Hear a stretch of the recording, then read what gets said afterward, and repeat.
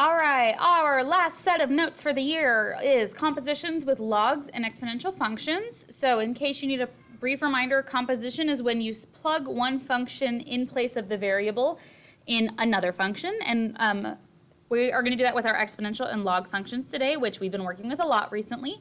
And this key property is going to be helpful when we are doing these compositions. So if I take log base a, and that same base raised to an exponent is inside of my log that I'm evaluating, the result simplified is just going to be whatever your exponent was. And then similarly, if I raise a base to an exponent and that exponent is a log of that same base, whatever log I'm evaluating is going to be the simplified result. So let's jump into some examples. I am going to find h of x for each of these where I'm plugging g into f. So on A, that means I'm going to be plugging this entire log expression into my exponent here for 5. So h of x will be 5 to the log base 5 of negative 4x squared minus 2x plus 1 power. Then when I simplify that using this property here, it's just going to be what was inside my log, negative 4x squared minus 2x plus 1. That is my h of x function. On example B, again similarly, I'm going to plug in this entire log expression into my exponent for 5 there. So 5 to the log base 5 of negative 2x squared plus x plus 6 power. So when this simplifies, it just becomes what was inside of my log, negative 2x squared plus x plus 6. Moving on to the bottom two. On C, I'm going to plug this entire expression 9 to that exponent into my log. So for this one, h of x will be log base 9 of 9 to the x squared minus 3x plus 6 power, which when it simplifies using that property we talked about previously, I'm going to be left with just the exponent on the 9, x squared minus 3x plus 6. And then last but not least, similar to A and B, I'm going to plug an entire log into my exponent for 6 here. So 6 to the log base 6 of negative 4x squared plus x minus 3 power. When that simplifies, I'm just going to be left with what's inside my log, negative 4x squared plus x minus 3.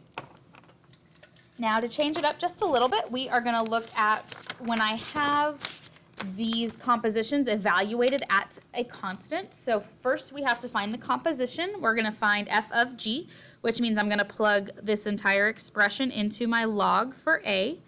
So that's going to be log base 8 of 8 to the negative 2x squared plus x plus 5 power. That's going to simplify to just my exponent on the 8 there, negative 2x squared plus x plus 5. Once I have completed the composition, I can find h of 0 by substituting 0 in place everywhere that I have an x here. And that's going to give me 5. On B, first I need to find f of g. This time I'm going to plug that entire log expression into my exponent on the 9. So that will be 9 to the log base 9 of 3x plus 23 power, which does simplify using the property we talked about already, 3x plus 23. So then to find h of negative 5, I'm going to substitute that in now for x. And I'm going to get negative 15 plus 23, which is 8. Okay, the last type of problem we're going to look at is from a graph. We did do this in the fall, but just a quick refresher. I have two functions on my graph. I'm going to highlight the f function in blue and the g function in yellow. So if h is f of g of x and I want to find h of 4, that means I need to find f of g of 4. And for these we work from the inside out. So first I'm going to find g of 4, which means on my yellow graph I'm going to go to where the x value is 4 and I see that the y value is 2. So now what I'm looking for is f of 2. So I'm now going to go to my blue graph to where the x value is 2 and I see that the y value is 5, and that is my final result. I'm going to do this one more time for good measure. I'm going to highlight my blue, f function in blue and my g function in yellow. And if I want to find h of 8 when h is f of g of x, that means I'm going to look for f of g of 8. So So on the yellow function, I'm going to go to where x is 8 and the y value there is 4. So I'm then going to look for f of 4, which is on the blue, when x is 4, y is 5. So they both happen to be 5, but that wraps up our final set of notes for the year, compositions with log and exponential functions.